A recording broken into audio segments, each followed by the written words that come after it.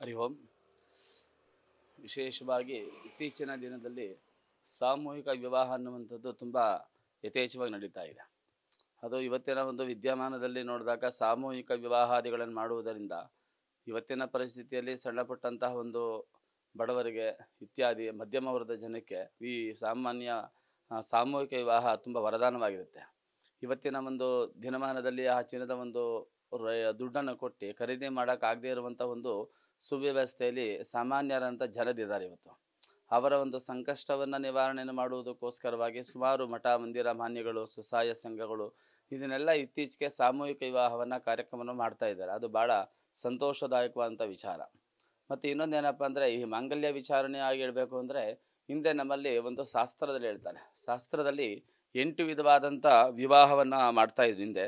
ಆ 8 ವಿವಾಹಗಳು ಯಾವುದು ಅಂದರೆ ಬ್ರಹ್ಮ ವಿವಾಹ ಅಂತ ಒಂದು ಹೇಳುತ್ತೆ, ದೈವ ವಿವಾಹ, ಹರ್ಷ ವಿವಾಹ, ಪ್ರಜಾಪತ್ಯ ವಿವಾಹ, ಅಸುರ ವಿವಾಹ, ಗಾಂಧರ್ವ ವಿವಾಹ, ರಾಕ್ಷಸ ವಿವಾಹ, ಪೈಶಾಚ ವಿವಾಹ ಅಂತೇಳಿ 8 ವಿಧವಾದಂಥ ವಿವಾಹಾದಿಗಳಿದೆ. ಅದರಲ್ಲಿ ವಿಶೇಷವಾಗಿ ಬ್ರಾಹ್ಮಣರಿಗೆ ಬ್ರಹ್ಮ, ದೈವ, ಹರ್ಷ, ಪ್ರಜಾಪತ್ಯ ಅಂತೇಳಿ 4 ವಿಧವಾದಂಥ ವಿವಾಹವನ್ನು ಸೂಚನೆ ಮಾಡುತ್ತೆ. ಅದೇ ರೀತಿ ವೈಶ್ಯರಿಗೆ ಗಾಂಧರ್ವ ಮತ್ತು ರಾಕ್ಷಸ ಎಂಬ ವಿವಾಹವನ್ನು ಉಲ್ಲೇಖ ಮಾಡುತ್ತೆ. ವಿಶೇಷವಾಗಿ ನಮ್ಮ ಆಗಮಶಾಸ್ತ್ರದಲ್ಲಿ ವಿವಾಹಕ್ಕೆ ಬಹಳ ಪ್ರಾಧಾನ್ಯತೆ ಇದೆ. ನಮ್ಮಲ್ಲಿ ಏನಾಗುತ್ತೆ ಹಿಂದೆ ಈ ಮದುವೆಗಳನ್ನು ಮಾಡಿದಾಗ ಜ್ಯೋತಿಷ್ಯ ಆಧಾರ ಪ್ರಕಾರ ಹೇಳಬೇಕು ಅಂದರೆ ಮಾಂಗಲ್ಯ ದಾನಾದಿಗಳನ್ನು ಕೆಲವರಿಗೆ ಮಾಂಗಲ್ಯ ದೋಷಾದಿಗಳು ಇತ್ಯಾದಿಗಳು ಇದ್ದಂಥ ಸಂದರ್ಭದಲ್ಲಿ ಈ ಬೇರೆ ಕಡೆ ನಡೆಯುವಂಥ ಸಾಮೂಹಿಕ ವಿವಾಹಾದಿಗಳಿಗೆ ಮಾಂಗಲ್ಯ ಧಾರಣೆ ಮಾಡುವಂಥದ್ದು ತುಂಬ ಹಿಂದಿಂದನೂ ನಡೆದು ಬಂದಿದೆ. ಇವತ್ತಿಂದ ಏನಲ್ಲ, ತುಂಬ ಹಿಂದಿಂದನೂ ಸಹ ಸುಮಾರು ಒಂದಷ್ಟು ಸಾಹುಕಾರಗಳು ಮತ್ತು ಒಂದಷ್ಟು ಒಳ್ಳೆಯವರು ಈ ಥರ ವಿವಾಹಾದಿಗಳಿಗೆ ಮಾಂಗಲ್ಯ ದಾನವನ್ನು ಕೊಡುವಂಥದ್ದು ಇದು ಸಾಕಷ್ಟು ಉದಾಹರಣೆಗಳಿದೆ. ಮತ್ತು ವಿಶೇಷವಾಗಿ ಮಾಂಗಲ್ಯ ದಾನವನ್ನು ಮಾಡಿದಾಗ ಏನಾಗುತ್ತೆ, ಈ ಮಾಂಗಲ್ಯ ಧರಿಸುವಂಥ ಹೆಣ್ಮಕ್ಳಿಗೆ ಮತ್ತು ಆ ಒಂದು ಸಾಮೂಹಿಕ ವಿವಾಹಾದಿಗಳಾದಾಗ ಭಾಳ ವಿಶೇಷವಾದಂಥ ಒಂದು ಶಕ್ತಿ ಮತ್ತು ಚೈತನ್ಯ ಬರುತ್ತೆ. ಸ್ವತಃ 12ನೇ ಶತಮಾನದಲ್ಲಿ ಮಾಂಗಲ್ಯ ವಿವಾಹ ಅನ್ನುವಂಥ ಒಂದು ಕಾನ್ಸೆಪ್ಟ್ ಬರ್ತದೆ. ನಮ್ಮಲ್ಲಿ 3 ಇದ್ದದ್ದು, ಒಂದು ಅಕ್ಷತಾರೋಪಣ, ಇನ್ನೊಂದು ಸಂಬಂಧ ಮಾಲಿಕೆ, ಇನ್ನೊಂದು ಸಪ್ತಪದಿ ಅಂತ 3 ಇತ್ತು. ನಂತರದಲ್ಲಿ ಅದನ್ನು ಈ ಅಗ್ನಿ ಸಾಕ್ಷಿಯಾಗಿ ಒಂದು ಲಾಜಾಹೋಮ ಮಾಡಿ ಗಂಡ ಹೆಂಡತಿ ಇಬ್ಬರೂ ಸಹ 3 ಪ್ರದಕ್ಷಿಣೆಯನ್ನು ಮಾಡಿ ಅಗ್ನಿ ಸಾಕ್ಷಿಯಾಗಿ ನಾನು ನಿನ್ನ ಹೆಂಡತಿಯಾಗಿ ಸ್ವೀಕಾರವನ್ನು ಮಾಡ್ತಾ ಇದ್ದೇನೆ, ಪ್ರತಿಯೊಂದಕ್ಕೂ ಅಗ್ನಿ ಮುಂದೆ ಶಪಥವನ್ನು ಮಾಡ್ತಾ ಇರುವಂಥ ಉಲ್ಲೇಖ ಇತ್ತು. ಅದೇ ರೀತಿ ಈ ಥರದಲ್ಲಿ ರೂಢಿಯಲ್ಲಿ ಬಂದಿದೆ. ಈಗ 12ನೇ ಶತಮಾನದಲ್ಲಿ ನಂತರದಲ್ಲಿ ಈ ಮಾಂಗಲ್ಯ ಅನ್ನುವಂಥ ಒಂದು ಕಾನ್ಸೆಪ್ಟ್ ಬಂತು. ಅಂದರೆ ಮಾಂಗಲ್ಯ ಅನ್ನುವಂಥದ್ದು ಏನಪ್ಪ ಅಂತಂದರೆ ಈ ಒಂದು ಪಾಸಿಟಿವ್ ಎನರ್ಜಿ ಇರುವಂಥ ಅದು ವಸ್ತು. ಒಬ್ಬೊಂದು ಗಂಡು ಒಂದು ಹುಡುಗಿಗೆ ಮಾಂಗಲ್ಯ ದಾನವನ್ನು ಮಾಡಿದಾಗ ಅಲ್ಲಿ ಯಾವುದೇ ರೀತಿಯಾದಂಥ ನೆಗೆಟಿವ್ಸ್ಗಳು ಯಾವುದು ಸಹ ಅವ್ರ ಮೇಲೆ ಪ್ರಭಾವ ಬೀರಲ್ಲ. ಮತ್ತು ಮೈಥಾಲಜಿ ಪ್ರಕಾರವಾಗಿ ಮಾಂಗಲ್ಯಕ್ಕೆ ಬಹಳ ವಿಶೇಷವಾದಂಥ ಒಂದು ವ್ಯವಸ್ಥೆ ಇದೆ. ಒಂದು ಹೆಣ್ಣು ಮಾಂಗಲ್ಯ ಧಾರಣೆಯನ್ನು ಮಾಡಿದಾಗ ಅವ್ರದ್ದೇ ಆದಂಥ ಒಂದು ನಮ್ಮ ಭಾರತೀಯ ಸಂಸ್ಕೃತದಲ್ಲಿ ಪೂಜ್ಯನೀಯ ಭಾವಗಳು ಬರುತ್ತದೆ. ಆ ಎಮ್ಮನ್ನು ನೋಡಿದಾಗ ಒಂದು ಬೇರೆ ರೀತಿ ಯಾವುದೇ ರೀತಿಯಾದ ಕೆಟ್ಟ ಪರಿಸ್ಥಿತಿಗಳು ಬರುವುದಿಲ್ಲ. ಹಾಗಾಗಿ ಮಾಂಗಲ್ಯವನ್ನು ಕಂಡ ತಕ್ಷಣ ಅವ್ರಿಗೆ ನೋಡಬೇಕು, ನಮಸ್ಕಾರ ಮಾಡ್ಕೋಬೇಕು, ಈ ಥರ ಭಾವನೆಗಳು ಪೂಜ್ಯನೀಯ ಭಾವಗಳು ನಮ್ಮ ಸನಾತನ ಧರ್ಮದಲ್ಲಿ ಬರ್ತಾ ಇದೆ. ಹಾಗಾಗಿ ಇತ್ತೀಚಿನ ದಿನದಲ್ಲಿ ಈ ಸಾಮೂಹಿಕ ವಿವಾಹ ಕಾರ್ಯಕ್ರಮಗಳಿಗೆ ಎಲ್ಲರೂ ಸಹ ಮಾಂಗಲ್ಯವನ್ನು ದಾನ ಮಾಡ್ತಾ ಇದ್ದಾರೆ. ಮಾಂಗಲ್ಯ ದಾನ ಮಾಡುವುದರಿಂದ ಅವ್ರಿಗೇನು ಫಲ ಅಂತಾರೆ, ಮಾಂಗಲ್ಯ ದಾನ ಮಾಡೋದ್ರಿಂದ ಒಂದಷ್ಟು 4 ಜನಕ್ಕೆ ಒಳ್ಳೇದು ಮಾಡ್ದಂಗೆ ಆಗುತ್ತೆ. ಆ ಒಳ್ಳೇದು ಮಾಡಿದಾಗ ನಮಗೆ ಆ ಫಲ ನಮಗೆ ಪಾಸಿಟಿವ್ ಆಗಿ ಸಿಗುತ್ತೆ. ಉದಾಹರಣೆಗೆ ಆರ್ಥಿಕ ವ್ಯವಸ್ಥೆ ಇದ್ದವರು ಕೊಡ್ತಾರೆ, ಅವ್ರಿಗೆ ಅದನ್ನು ಅವರ ಕೌಟುಂಬಿಕ ವಿಚಾರದಲ್ಲಿ ಭಾಳ ಅನುಕೂಲ ಆಗುವಂಥ ಸಾಧ್ಯತೆಗಳು ಇರ್ತದೆ. ಯಾವುದಾದ್ರು ದೋಷಾದಿಗಳು ಏನಾದ್ರು ಇತ್ತು ಅಂತಂದರೆ ಯಾರಾದರೂ ಪುರೋಹಿತರು ಜ್ಯೋತಿಷಿಗಳು ಅವ್ರಿಗೆ ಹೇಳಿರ್ತಾರೆ ಈ ಥರದಲ್ಲಿ ಮಾಡಿ ಅಂತ. ಸುಮ್ಮನೆ ಕೊಡೋದಕ್ಕಿಂತ ಈ ಥರ ಸಾಮೂಹಿಕ ವಿವಾಹಾದಿಗಳು ಕೊಟ್ಟಾಗ ಅದನ್ನ ಫಲ ಅವ್ರಿಗೆ ಹೆಚ್ಚಿನ ರೀತಿಯಲ್ಲಿ ಸಿಗುತ್ತೆ. ಅಂದ್ರೆ ದೋಷಗಳಲ್ಲೂ ಕೂಡ ಪರಿಹಾರ ಆಗುತ್ತೆ ಅಂತ ಖಂಡಿತವಾಗ್ಲೂ ಕೆಲವೊಂದಷ್ಟು ಜ್ಯೋತಿಷ್ಯದಲ್ಲಿ ದ್ವಿಕಳತರ ದೋಷ ಇತ್ಯಾದಿಗಳೆಲ್ಲ ಇರ್ತದೆ. ಹಾಗಾಗಿ ಅವರು ಅದನ್ನ ಪರಿಹಾರ ರೂಪಕದಲ್ಲಿ ಇದನ್ನು ಸಹ ಮಾಡುವಂಥವ್ರು ಉಲ್ಲೇಖನ ಇದೆ, ಮಾಡ್ತಾ ಇದ್ದಾರೆ. ಪರ್ಟಿಕ್ಯುಲರ್ ಆಗಿ ಗುರುಗಳೇ ಯಾವ್ಯಾವ ಇಂಥ ದೋಷ ಅಂತಂದ್ರೆ ಅದಕ್ಕೆ ಪರಿಹಾರ ಆಗ್ಬಹುದು ಅನ್ನೋ ನಿಟ್ಟಿನಲ್ಲಿ ನೋಡೋದು? ದಾಂಪತ್ಯ ಕಲಹ ದೋಷ ಅಂತ ಹೇಳ್ತೀವಿ. ಅಂದರೆ ಸರಿಯಾದಂಥ ಸಮಯದಲ್ಲಿ ವಿವಾಹ ಮಾಡದೇ ಇರೋದೇ ಮೇಜರ್ ಪ್ರಾಬ್ಲಮ್ ಇರ್ತದೆ ಇದಕ್ಕೆ. ಈಗ ಆ್ಯಕ್ಚುಲಿ ಒಂದು ವಿವಾಹವನ್ನು ನಿರ್ಣಯ ಮಾಡಬೇಕು ಅಂತಂದರೆ 21 ಮುಹೂರ್ತ ದೋಷಗಳನ್ನು ಮೀರಿ ಕೊನೆಗೆ ಅದನ್ನು ಎಲ್ಲನೂ ತೆಗೆದು ಮುಹೂರ್ತ ಕೊಡಿ ಅಂತ ಹೇಳ್ತಾರೆ. ಕೆಲವೊಮ್ಮೆ ವ್ಯತ್ಯಾಸಗಳಾಗುವಂಥ ಸಂಭವಗಳಿರ್ತದೆ. ಕೆಲವೊಂದು ಕಡೆ ನೋಡ್ಕೊಂಡು ಹೋದರೆ ಯಾವ್ದಾದ್ರು ದೋಷಗಳಿರ್ತದೆ. ವಿಶೇಷವಾಗಿ ಈ ಕುಜಾಷ್ಟಮ ದೋಷ ಅನ್ನುವಂಥದ್ದು, ಲಗ್ನದಲ್ಲೇ ರವಿ ಮತ್ತು ಚಂದ್ರ ಇದ್ದರೆ ದೋಷ, ವೈದವ್ಯ ಯೋಗನ ಉಂಟು ಮಾಡುವಂಥದ್ದು, ಮತ್ತು ಸಪ್ತಮದಲ್ಲಿ ಕುಜ ಇದ್ದರೂ ಸಹ ಈ ಥರದಲ್ಲಿ ವ್ಯತ್ಯಾಸಗಳಿರುವಂಥದ್ದು. ಇದನ್ನು ದೋಷ ಪರಿಹಾರಾರ್ಥವಾಗಿ ನಾವೇನು ಮಾಡ್ತೀವಿ, ಅದಕ್ಕೆ ಕುಂಭ ವಿವಾಹ, ಕದಲಿ ವಿವಾಹ ಇತ್ಯಾದಿಗಳನ್ನು ನಾವು ಹೇಳ್ತೀವಿ. ಅದೇ ರೀತಿ ಯಾರೋ ಅವ್ರಿಗೆ ಈ ಥರ ಕುಜ ದೋಷ ಇದೆ ಅಥವಾ ಮತ್ತೊಂದು ಇದೆ ಅಂತೇಳಿ ಯಾರಾದರೂ ಒಂದು ಮಾಂಗಲ್ಯ ಧಾರಣಾದಿಗಳನ್ನು ದಾನ ಮಾಡಿ ಅಂತ ಹೇಳಿರ್ತಾರೆ, ಅಥವಾ ಅವರೇ ಅದನ್ನು ವಾಲಂಟಿಯರ್ ಕೊಡ್ಬೋದು, ಕೊಟ್ಟರೆ ತಪ್ಪು ಅಂತೇನಿಲ್ಲ. ಕೊಡುವುದರಿಂದ ಅವರಿಗೆ ಪ್ಲಸ್ಸೇ ಬರುತ್ತೆ, ಮೈನಸ್ ಅಂತ ಯಾವುದೇ ಕಾರಣಕ್ಕೂ ಆಗಲ್ಲ. ಯಾವ ರೀತಿ ಫಲ ಸಿಗ್ಬೋದು? ಆ ಮನಸ್ಸಿನಲ್ಲಿ ಅವರ ಮನೋಕಾಮನೆಗಳು ಏನಿರುತ್ತೆ ಅದೆಲ್ಲವೂ ಸಹ ಈಡೇರುತ್ತೆ. ಚಿನ್ನ ಕೊಟ್ಟರೆ ಇಂಥದ್ದೇ ಫಲ ಅನ್ನುವಂಥದ್ದು ಎಲ್ಲೂ ಉಲ್ಲೇಖ ಇಲ್ಲ ನಮ್ಮಲ್ಲಿ, ಸರಿನಾ? ಅದು ವಿಶೇಷವಾಗಿ ಅಕ್ಷಯ ತೃತೀಯ ಇತ್ಯಾದಿಗಳಲ್ಲಿ ಚಿನ್ನ ಕೊಟ್ಟರೆ ಮತ್ತೆ ಅದು ವೃದ್ಧಿ ಆಗುತ್ತೆ ಅಂತ ಹೇಳ್ತಾರೆ. ಬಟ್ ಸಂದಿಗ್ಧತೆ ಕಷ್ಟದಲ್ಲಿದ್ದಾಗ ಮನುಷ್ಯನಿಗೆ ಯಾವುದಾದ್ರು ಒಂದು ರೂಪದಲ್ಲಿ ಹೆಲ್ಪ್ ಮಾಡುವುದು, ಮಾಂಗಲ್ಯ ಅಂತೇನಿಲ್ಲ, ಪ್ರತಿಯೊಂದು ರೂಪದಲ್ಲಿ ವಿಶೇಷವಾಗಿ ಈಗ ಮಾಂಗಲ್ಯ ಕೊಡುವುದರಿಂದ ತುಂಬ ಅನುಕೂಲ ಆಗುತ್ತೆ. ಒಬ್ಬ ಬಡವ ಅದನ್ನು ತಗೊಳ್ಳೋಕ್ಕೆ ಆಸಕ್ತನಾಗಿರುವುದಿಲ್ಲ, ಅಂಥ ಟೈಮಲ್ಲಿ ನಾನು ಕೊಟ್ಟಾಗ ನಮ್ಗೆ ಅವ್ನು ದೇವರಾಗಿರ್ತಾನೆ. ಹಾಗಾಗಿ ಅವರು ದಾನ ಮಾಡುವುದರಿಂದ ಅವ್ರಿಗೂ ಆ ಕುಟುಂಬಕ್ಕೂ ಸಹ ಭಗವಂತ ಒಳ್ಳೆಯದನ್ನು ಮಾಡ್ತಾನೆ ಅಂತ ಬದೀತಿ ಇದೆ. ಒಂದು ಕಡೆ ಸಹಾಯ, ಇನ್ನೊಂದು ಕಡೆ ಅವ್ರಿಗೆ ದೋಷ ಪರಿಹಾರ, ಎರಡು ಖಂಡಿತವಾಗ್ಲೂ ಒಂದು ಕಡೆಯಿಂದ ಸಹಾಯ ರೂಪದಲ್ಲಾಗುತ್ತೆ, ಇನ್ನೊಂದು ಅವ್ರಿಗಿರುವಂಥ ದೋಷವನ್ನ ಹೋಗಲಾಡಿಸುವಂಥ ಶಕ್ತಿನೂ ಸಹ ಅದರಿಂದ ಸಿಗುತ್ತೆ. ಮಾಂಗಲ್ಯ ದಾನದಿಂದ ಆಗುವ ಪ್ರಯೋಜನಗಳು? ಮಾಂಗಲ್ಯ ದಾನದಿಂದ ಹೇಳಿದ್ ಮಾಂಗಲ್ಯ ದಾನವನ್ನು ಮಾಡಿಕೊಡುವುದರಿಂದ ಮಾಂಗಲ್ಯ ಧಾರಣೆ ಮಾಡ್ತಾರೆ. ಆ ಮಾಂಗಲ್ಯ ಧಾರಣೆ ಮಾಡಿಕೊಡೋದ್ರಿಂದ ಆ ಅಮ್ಮಂಗೆ ಭಾಳ ಸುಭದ್ರತೆ ಅನ್ನುವಂಥದ್ದು ಸಿಗುತ್ತೆ. ಮತ್ತು ಒಂದು ಈ ನಮ್ಮ ಸಮಾಜದಲ್ಲಿ ಒಂದು ಗೌರವ ಹೆಚ್ಚಿನ ರೀತಿಯಲ್ಲಿ ಸಿಗುತ್ತೆ. ಮತ್ತು ಒಂದು ಶ್ರೀಮತಿ ಅನ್ನುವಂಥದ್ದು ಒಂದು ವರ್ಡ್ ಬರುತ್ತೆ, ಕುಮಾರಿಯಾಗಿರ್ತಾಳೆ, ಮಾಂಗಲ್ಯ ಧಾರಣೆ ಆದ ನಂತರದಲ್ಲಿ ಅಮ್ಮಗೆ ಶ್ರೀಮತಿ ಅನ್ನುವಂಥದ್ದು ಸೇರಿಸ್ತೀವಿ. ಅದು ನಮ್ಮ ಸನಾತನದಲ್ಲಿರುವಂಥ ದೊಡ್ಡ ಒಂದು ಗಿಫ್ಟ್. ಅದು ಮಾಂಗಲ್ಯ ದಾನಕ್ಕಿರುವಂಥ ಮಹತ್ವ ಹೇಳಬಹುದು. ಮಾಂಗಲ್ಯ ಧಾರಣ ವೆರಿ ಇಂಪಾರ್ಟೆಂಟ್ ಒಂದು ದಾನ. ಮಾಂಗಲ್ಯ ದಾನದಲ್ಲಿ ಭಾಳ ವಿಶೇಷವಾಗಿರುವಂಥ ಒಂದು ಶುಭ ಮುಹೂರ್ತದಲ್ಲಿ ನೋಡಿ ಮಾಂಗಲ್ಯ ಧಾರಣೆಯನ್ನು ಮಾಡುವುದರಿಂದ ಅವ್ರಿಗೆ ತುಂಬ ಅನುಕೂಲಗಳು ಇರ್ತದೆ. ಮುಹೂರ್ತದಲ್ಲಿ ಭಾಳ ಅನುಕೂಲ ಇರ್ತದೆ. ವಿಶೇಷವಾಗಿ ಏಕಾದಶದ ರವಿ ಆಗ್ಬೋದು, ದಶಮದಲ್ಲಿ ಶುಕ್ರ ಗ್ರಹ ಆಗ್ಬೋದು, ಏಕಾದಶದಲ್ಲಿ ರವಿ ಗ್ರಹ ಆಗ್ಬೋದು, ಲಗ್ನದಲ್ಲಿ ಈ ಶುಭ ಗ್ರಹಗಳು ಅಂತ ಏನೇನು ಹೇಳ್ತೀವಿ, ಈ ಒಂದು ಪ್ಲಾನೆಟರಿ ಪೊಸಿಷನಲ್ಲಿ ಇಟ್ಕೊಟ್ರೆ ಅದರಿಂದ ತುಂಬ ಅಭಿವೃದ್ಧಿ ಆಗುತ್ತೆ, ಒಂದು ಒಳ್ಳೆಯದು ಆಗುವಂಥ ಸಂಭವ ಜಾಸ್ತಿ ಇರುತ್ತೆ. ಮಾಂಗಲ್ಯ ದಾನ ಮಾಡುವುದವ್ರಿಗೆ ಅದು ಹೇಳಿದ್ನಲ್ಲ, ಮಾಂಗಲ್ಯ ದಾನ ಅವರಿಗೆ ವ್ಯತಿರಿಕ್ತವಾದಂಥ ಒಂದಷ್ಟು ಕಲಹಾದಿಗಳಿದ್ದರೆ ಅದು ದೋಷವನ್ನು ನಿವಾರಣೆ ಮಾಡುತ್ತದೆ. ಮತ್ತು ಸಾಮೂಹಿಕ ಮಾಡುವಂಥ ವಿವಾಹಾದಿಗಳು ಕೊಟ್ಟಾಗ ಅವ್ರಿಗೂ ಸಹ ಭಗವಂತನ ಅನುಗ್ರಹ. ಈ ಸೇವೆಯನ್ನು ಒಂದೇ ರೂಪದಲ್ಲಿ ಮಾಡೋಕ್ಕಾಗಲ್ಲ, ಬೇರೆ ಬೇರೆ ರೀತಿಯ ರೂಪದಲ್ಲೆಲ್ಲ ಮಾಡ್ತಾ ಇರ್ತಾರೆ. ಅನ್ನದಾನ ಮಾಡ್ತಾರೆ, ವಸ್ತ್ರದಾನ ಮಾಡ್ತಾರೆ, ಅದೇ ರೀತಿ ಇವರು ಮಾಂಗಲ್ಯ ದಾನ ಮಾಡ್ತಾ ಇದ್ದಾರೆ. ಮಾಂಗಲ್ಯ ದಾನ ಮಾಡುವುದರಿಂದ ಒಂದು ಸ್ವಲ್ಪ ವಿಶೇಷವಾದಂಥ ಫಲ ಸಿಗುತ್ತೆ ಅಂತ ಹೇಳುತ್ತೆ ಶಾಸ್ತ್ರದಲ್ಲಿ. ಹಿಂದಿನ ಕಾಲದಲ್ಲಿ ಯಾವ ರೀತಿ ದಾನಗಳು ಮಾಡ್ತಿದ್ರು, ಯಾಕಾಗಿ? ಹಿಂದಿನ ಕಾಲದಲ್ಲಿ ನಮ್ಮಲ್ಲಿ ರೂಢಿ ಇದೆ, ಸನಾತನ ಧರ್ಮದಲ್ಲಿ ವಿಶೇಷವಾಗಿ ಈ ದಾನಾದಿಗಳಿಗೆ ಬಹಳ ಹೆಚ್ಚಿನ ಪ್ರಶಸ್ತಿ ಇದೆ, ಸರಿನಾ?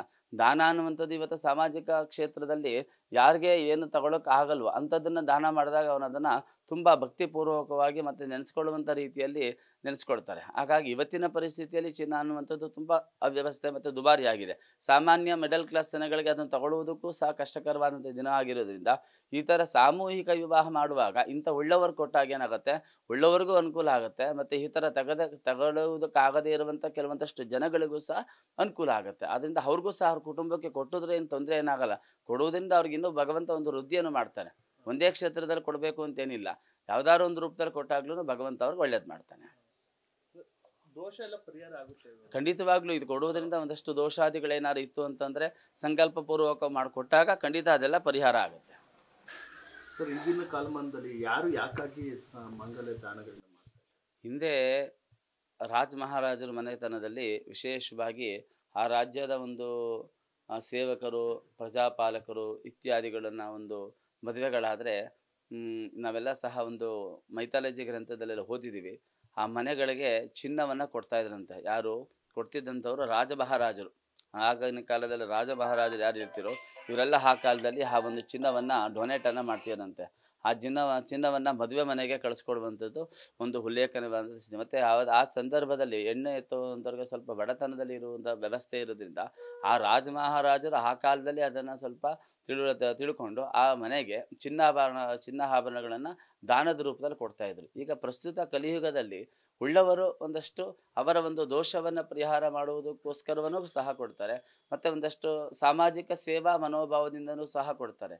ಈ ಕೆಲವೊಂದಷ್ಟನ್ನ ನಮ್ಮಲ್ಲಿ ಜ್ಯೋತಿಷ್ಯ ಆಧಾರದಲ್ಲಿ ಏನಾದರೂ ಕಳತ್ರ ದೋಷಾದಿಗಳಿದ್ದರೆ, ದಂಪತಿಗಳು ಒಂದಷ್ಟು ಕಲಹಾದಿಗಳಿದ್ದರೆ, ಮದುವೆ ಮುಹೂರ್ತ ಸರಿಯಾದಂಥ ಸಮಯದಲ್ಲಿ ಆಗದೇ ಇದ್ದರೆ ಅಂಥ ಸಂದರ್ಭದ ನಾವೇ ಸಹ ಅದನ್ನು ಮರು ಮಾಂಗಲ್ಯ ಧಾರಣೆ ಅಂತ ಮಾಡ್ತೀವಿ.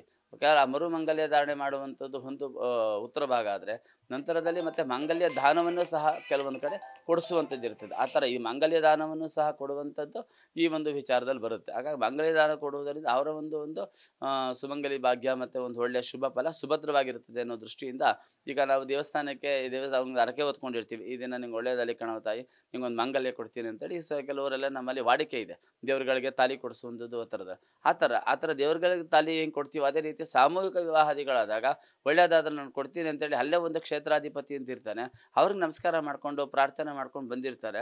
ಅಥವಾ ಜ್ಯೋತಿಷ್ಯದಲ್ಲಿ ಯಾರು ಜ್ಯೋತಿಷ್ಯಕರು ಅವರು ಅದನ್ನು ಪರಿಹಾರ ಸೂಚಿಸಿರ್ತಾರೆ, ನೀವು ಈ ಥರ ಮಾಡುವುದರಿಂದ ನಿಮಗೂ ಸಹ ಅನುಕೂಲ ಆಗುತ್ತೆ ಅಂತ. ಆದ್ದರಿಂದ ಆ ಒಂದು ಜ್ಯೋತಿಷ್ಯ ರೂಪೂರ್ವಕವಾಗಿರುವಂಥ ಒಂದು ವಸ್ತುವನ್ನು, ಈ ಒಂದು ಚಿನ್ನವನ್ನು ಸಾಮೂಹಿಕ ವಿವಾಹ ಸಂದರ್ಭದಲ್ಲಿ ದಾನ ಮಾಡುವುದರಿಂದ ಅವ್ರಿಗೂ ಸಹ ಭಗವಂತ ಅನುಗ್ರಹವನ್ನು, ಆಶೀರ್ವಾದವನ್ನು ಪ್ರಾಪ್ತವಾಗುತ್ತೆ. ಮತ್ತು ವಿಶೇಷವಾಗಿ ಅವರ ಜಾತಕದಲ್ಲಿ ಯಾವ್ದಾದ್ರು ದೋಷಾದಿಗಳಿದ್ರೆ ಪರಿಹಾರ ಆಗುತ್ತೆ ಅನ್ನುವಂಥದ್ದು ಬಲವಾದಂಥ ನಂಬಿಕೆ ಇದೆ ನಮ್ಮ ಶಾಸ್ತ್ರದಲ್ಲಿ. ದಾಂಪತ್ಯ ಗಟ್ಟಿಯಾಗುತ್ತೆ ಅಂತ ಒಂದು ಮಾತು ಹೇಳಿದ್ರು.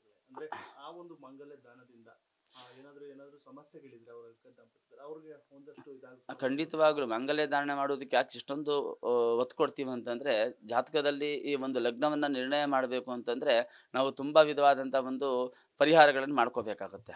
ಉದಾಹರಣೆಗೆ ಜಾಮೈತ್ರಕೂಟ ಅಂತ ಹೇಳ್ತೀವಿ, ಮತ್ತು ಕೆಲವೊಂದಷ್ಟು ಲೋಪದೋಷಾದಿಗಳಿದ್ದರೆ 7ನೇ ಮನೆಯಲ್ಲಿ ಕುಜ, ಮತ್ತು ಸಪ್ತಮ ಸ್ಥಾನದಲ್ಲಿ ಕುಜ, ಮತ್ತು 8ನೇ ಮನೆಯಲ್ಲಿ ಕುಟುಂಬ ಸ್ಥಾನದಲ್ಲಿ ಕುಜಗ್ರಹ ಇತ್ಯಾದಿ ಪಾಪಗ್ರಹಗಳು ಇರಬಾರ್ದು.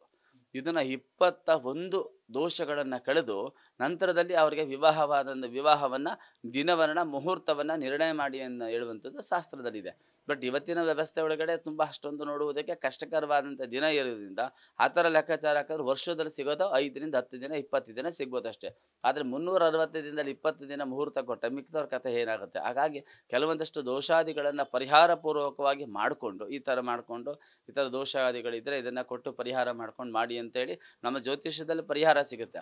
ಆ ಪರಿಹಾರ ರೂಪಕದಲ್ಲಿ ಮಾಡುವುದರಿಂದ ಅವ್ರಿಗೂ ಸಹ ಒಳ್ಳೆಯದಾಗತ್ತೆ ಅಂತೇಳಿ ಈ ಒಂದು ಮಾಂಗಲ್ಯ ಧಾರಣೆ ಸಮಯವನ್ನು ಭಾಳ ವಿಶೇಷವಾಗಿ ಒತ್ತು ಕೊಟ್ಟು ನೋಡ್ತೀವಿ. ಇಂಥ ಸಂದರ್ಭದಲ್ಲಿ ಏನಾದರೂ ಅಚಾನಕಿ ಅಪ್ಪಿತಪ್ಪಿ ಏನಾದರೂ ವ್ಯತ್ಯಾಸ ದೋಷಗಳಿದ್ದರೂ ಸಹ ಅದನ್ನು ಪರಿಹಾರಾರ್ಥವಾಗಿ ಈ ಥರ ಸಾಮೂಹಿಕ ವಿವಾಹಾದಿಗಳನ್ನು ಮತ್ತು ದೇವರಿಗಿಂತೆ ಕಲ್ಯಾಣೋತ್ಸವ ಸೇವೆ ಅಂತ ಮಾಡಿಸ್ತಾ ಇದ್ರು. ಅವರಲ್ಲಿ ಏನಾದರೂ ಸಣ್ಣ ಪುಟ್ಟ ವ್ಯತ್ಯಾಸಗಳು ಇದ್ದರೆ, ಈಗಿನ ಕಾಲದಲ್ಲಿ ಇದು ಸಾಮೂಹಿಕ ವಿವಾಹ ಮಾಡ್ತಾ ಇದ್ದೀವಿ, ಇಂಥ ಎಲ್ಲ ಕಲ್ಯಾಣೋತ್ಸವ ಮತ್ತು ಗಿರಿಜಾ ಕಲ್ಯಾಣ ಇತ್ಯಾದಿಗಳನ್ನು ದೋಷಗಳನ್ನು ಕಳೆಯುವುದಕ್ಕೋಸ್ಕರವಾಗಿ ದೇವಸ್ಥಾನದಲ್ಲಿ ಗಿರಿಜಾ ಕಲ್ಯಾಣೋತ್ಸವ, ಸೀತಾರಾಮ ಕಲ್ಯಾಣ ಇದನ್ನೆಲ್ಲ ಪೂಜೆಯನ್ನು ಮಾಡಿ ಅಲ್ಲಿ ದೇವರಿಗೆ ಮಾಂಗಲ್ಯ ಧಾರಣವನ್ನು ಮಾಡಿಕೊಂಡು ನಾವು ಮಾಡಿದ್ದೀವಿ ಅನ್ನುವಂಥ ಭಾವನೆಯಿಂದ ನಾವು ಅಲ್ಲಿಂದ ಬರ್ತಾ ಇದ್ದೋ. ಇವತ್ತಿನ ದಿನಮಾನದಲ್ಲಿ ಸಾಮೂಹಿಕ ವಿವಾಹಾದಿ ಇತ್ಯಾದಿ ಕಾರ್ಯಕ್ರಮಗಳಲ್ಲಿ ಈ ಒಂದು ಚಿನ್ನ ದಾನ ಮಾಡುವುದರಿಂದ ಅವ್ರಿಗೂ ಸಹ ಭಗವಂತ ಒಳ್ಳೇದು ಮಾಡ್ತಾನೆ. ಆ ಥರ ಜಾತಕದಲ್ಲಿ ಯಾವ್ದಾದ್ರು ದೋಷಗಳಿದ್ರೂ ಸಹ ನಿವಾರಣೆ ಮಾಡ್ತಾರೆ. ಹಿಂದಿನ ಕಾಲದಲ್ಲಿ ಯಾವುದೇ ರೀತಿ ರಾಜ ಮಹಾರಾಜರು ಚಿನ್ನವನ್ನು ಕೊಡ್ತಾ ಇದ್ರು, ಇವತ್ತು ಸಾಮಾನ್ಯ ಜನರು ಸಹ ಕೊಡುವುದಕ್ಕೆ ಕಷ್ಟ ಜನ ಆಗುತ್ತೆ. ಹಾಗಾಗಿ ಒಳ್ಳೆಯವರು ಒಂದಷ್ಟು ಒಳ್ಳೇದು ಮಾಡ್ತಾರೆ. ಆ ಒಳ್ಳೇದನ್ನು ಮಾಡಿದಾಗ ಅವ್ರಿಗೆಲ್ಲ ಸಹ ಒಳ್ಳೇದಾಗುತ್ತೆ. ಯಾರಿಗೆ ಈ ಮಾಂಗಲ್ಯ ಧಾರಣೆ ಧರಿಸ್ಕೊಂಡು ಆ ಒಳ್ಳೇದನ್ನು ಧರಿಸ್ಕೊಂಡು ಅಂತವ್ರು ಏನು ಮಾಡ್ತಾರೆ, ಸುಮ್ಮನೆ ಅಂತಿರಲ್ಲ, ಅವ್ರಿಗೆಲ್ಲ ಒಳ್ಳೇದಾಲಿ ಅಂತೇಳಿ ಆಶೀರ್ವಾದ ಮಾಡ್ತಾರೆ. ಅವರೆಲ್ಲ ಒಳ್ಳೇದಾಲಿ ಅಂತ ಆಶೀರ್ವಾದ ಮಾಡಿದಾಗ ಅಟ್ಲೀಸ್ಟ್ ಇವರಿಗೆ ಆ ಶುಭ ಫಲ ಸಿಗುತ್ತೆ ಅನ್ನುವಂಥ ಬಲವಾದಂಥ ನಂಬಿಕೆ ದಾನ ಮಾಡಿದವರು ಕೂಡ ಅವರ ದಾಂಪತ್ಯನೂ ಕೂಡ ಖಂಡಿತವಾಗ್ಲೂ ಆಗುತ್ತೆ. ಅದರಿಂದ ಇವತ್ತು ಸಹ ಸುಮಾರು ಕಡೆ ವರ್ಷ ತಪ್ಪದೇನೆ ಸಾಮೂಹಿಕ ವಿವಾಹಾದಿಗಳು ಎಲ್ಲ ಕಡೆನೂ ಮಾಡ್ತಾ ಇದ್ದಾರೆ. ಇಂಡಿವಿಜುವಲ್ ಆಗು ಮಾಡ್ತಾರೆ, ಮಠದಲ್ಲೂ ಮಾಡ್ತಾರೆ, ಪ್ರತ್ಯೇಕವಾಗ್ಲೂ ಸಹ ಈ ಥರ ಸಾಮೂಹಿಕ ವಿವಾಹಗಳು ಒಳ್ಳೆಯವರು ಮಾಡ್ತಾ ಇದ್ದಾರೆ. ಅದರ ಉದ್ದೇಶ ಇಷ್ಟೇ, ಅವ್ರಿಗೂ ಸಹ ಭಗವಂತ ಒಳ್ಳೇದು ಮಾಡಲಿ, ಅವ್ರ ಮಾಂಗಲ್ಯನೂ ಸಹ ಗಟ್ಟಿ ಮಾಡಲಿ, ಅವ್ರ ದಾಂಪತ್ಯದಲ್ಲೂ ಸಹ ಚೆನ್ನಾಗಿರಲಿ ಎನ್ನುವಂಥ ಉದ್ದೇಶನೂ ಆಗುತ್ತೆ. 4 ಜನಕ್ಕೆ ಒಳ್ಳೇದಾಗಲಿ ಅಂತೇಳಿ ಸಾಮರಸ್ಯ ಮತ್ತು ಸಮಾಜಕ್ಕೆ ಅನುಕೂಲ ಆಗಲಿ ಅನ್ನೋ ದೃಷ್ಟಿಯಿಂದನೂ ಸಹ ಈ ಥರ ಸೇವೆಯನ್ನು ಮಾಡ್ತಾ ಇದ್ದಾರೆ. ಖಂಡಿತವಾಗ್ಲೂ 2 ಸಹ ದೋಷನೂ ಪರಿಹಾರ ಆಗುತ್ತೆ, ಸಮಾಜಕ್ಕೊಂದು ಉಪಯೋಗನೂ ಸಹ ಆಗುತ್ತೆ. ಅದರಿಂದ 2 ಉದ್ದೇಶ ಇಟ್ಕೊಂಡು ಮಾಡೋದ್ರಿಂದ ಭಗವಂತ ಒಳ್ಳೇದು ಮಾಡ್ತಾನೆ. ಪರ್ಟಿಕ್ಯುಲರ್ ಆಗಿ ಇಂಥದ್ದೇ ದೋಷಕ್ಕೆ ಪರಿಹಾರ ಅಂತ ಏನು ಅಂತಿದ್ದಿಲ್ಲ. ಸಾಮೂಹಿಕ ವಿವಾಹಾದಿಗಳನ್ನು ಮಾಡಿದಾಗ ವಿಶೇಷವಾಗಿ ಮದುವೆ ಅಂತಂದ್ರೆ ತಾಲಿ ಅಂತಂದ್ರೆ ದಾಂಪತ್ಯ ಜೀವನ, ಆ ದಾಂಪತ್ಯ ಜೀವನ ಸುಭದ್ರತೆಗೋಸ್ಕರವಾಗಿ ಈ ಥರದಲ್ಲಿ ವಿಶೇಷವಾಗಿ ಕೊಡುವಂಥ ವಾಡಿಕೆ ಇದೆ. ನವೀನ್ ಅಂತೇಳಿ ಮಂಡ್ಯ ಜಿಲ್ಲಾ ಧಾರ್ಮಿಕ ಪರಿಷತ್ತಿನ ಮಾಜಿ ಸದಸ್ಯ. ನ್ಯೂಸ್ ಫಸ್ಟ್ ನಿರ್ಭೀತಿಯಿಂದ ನಿಮ್ಮ ಪರವಾಗಿ.